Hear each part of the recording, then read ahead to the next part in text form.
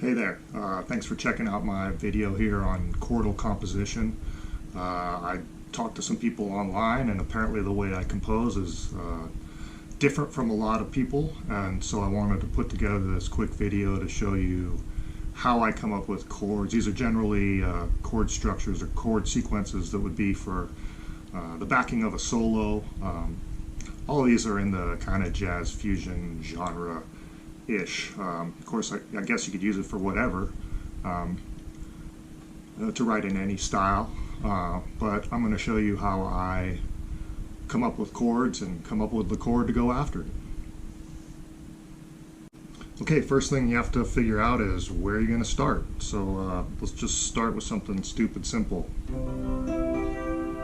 C major chord. Of course, I don't want to hear a C major chord at the beginning of my fusion tune, so let's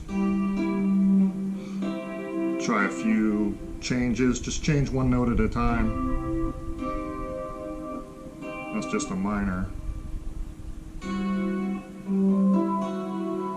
I like using these middle four strings.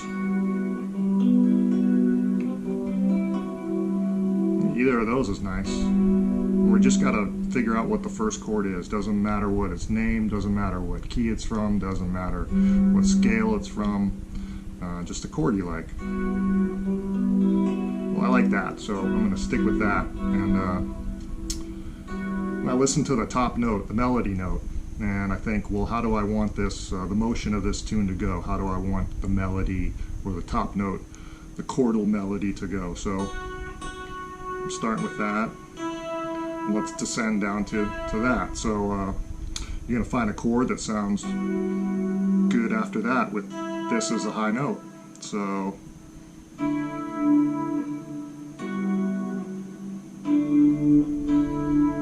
it's okay. We've got that octave note here. I like having each note out of a 4-note chord be a different note if I can. There's a nice simple chord, but it resolves pretty nice, so let's stick with that. Don't have to make it difficult on yourself. So I like how that little melody sounds.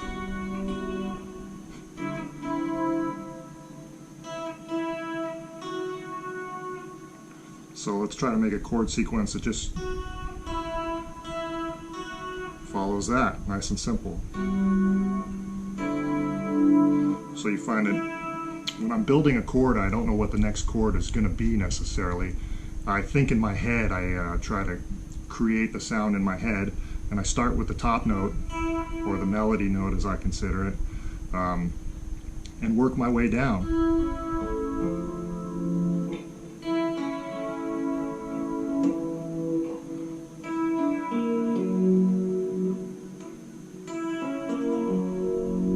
So there's a few options. So let's look at the chord sequence we've got going and build a chord that'll fit after that last one. So this is the last chord we're playing, and I want to keep this as the melody note, but I need to have a different sounding chord. So let's move some notes off of that chord to somewhere else. So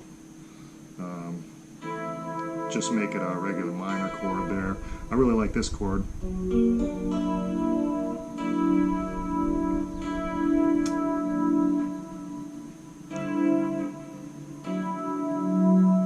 Not much movement, but I kind of like that where it's partially static.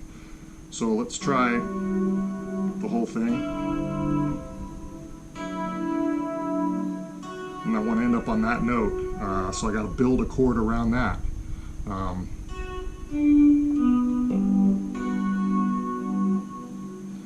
So it's coming from this chord. That's pretty standard, or a nice little change. What if we do something that's kind of like a D major? What if I like these minor 7 chords. We got the low note on the E, so this is a B minor 7 chord. So far we've got, and there's that B minor 7. I like that. That's a good change right there. So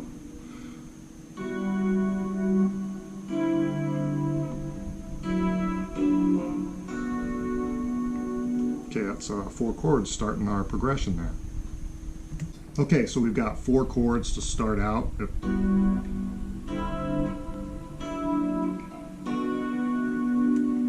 So from that, what's the next thing you want to hear? Let's just go with the melody note again.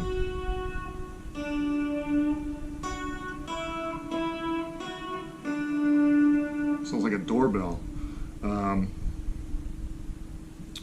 So from this, the next melody note we want is here.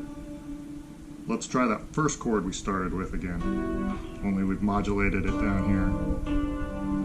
So coming from a B minor 7, it's kind of interesting. That's the chord we started with, actually. 2 slightly different colors.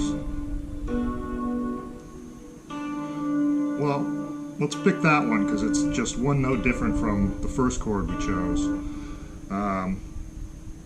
So let's go over the whole sequence real quick.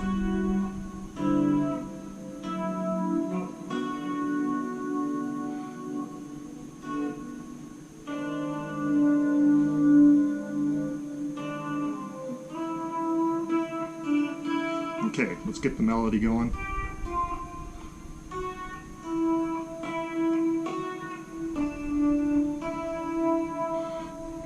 Again, stupid simple, but I like the way this goes. Having these relatively simple chords to finger, but still pretty sounding. About a chord after that. With that as the melody note.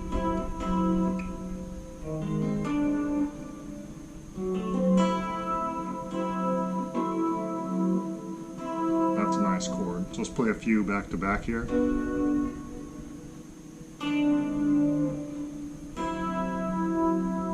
Strange, but strange can be good. Yeah, don't consider whether it's normal or not, just consider how it sounds. It doesn't have to be from a key signature or a scale or anywhere. It just has to sound good. Start from the top.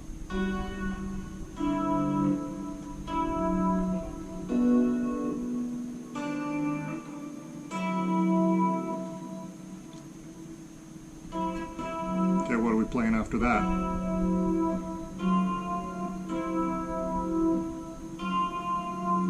Well, that's a dirty sounding chord. It's kind of interesting now, kind of mysterious. Sometimes you just have to decide on a chord, so let's go ahead and pick that. It's ugly, it's a minor major 7. Or maybe somebody says it's beautiful. Okay, so we've got 7 chords. At a certain point you have to try to resolve it back to the first chord, and what I find is that the tune kind of resolves itself somehow.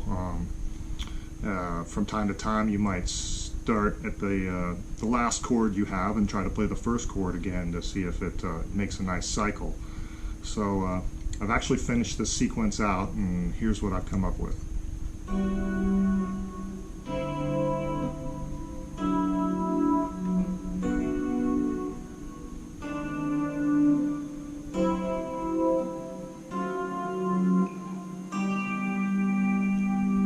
So I'm ending on that G augmented chord. But then check this out. That's our first chord again.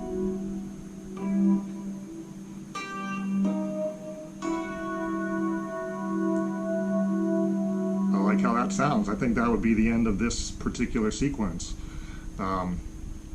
So what I would do is take that, what I've written down, what I've come up with chord-wise, and I could go name them if I want to, or more so what I would do is try to figure out which scale would go with each one of those chords so I can solo over it. But again, you want to compose strictly based on how it sounds. in the end, when you play a tune for somebody, nobody asks you what key that's in, or the audience isn't out there going, yeah, but is that from the D minor scale? So compose with only the beauty of the chords in mind. I hope this helps. Thanks.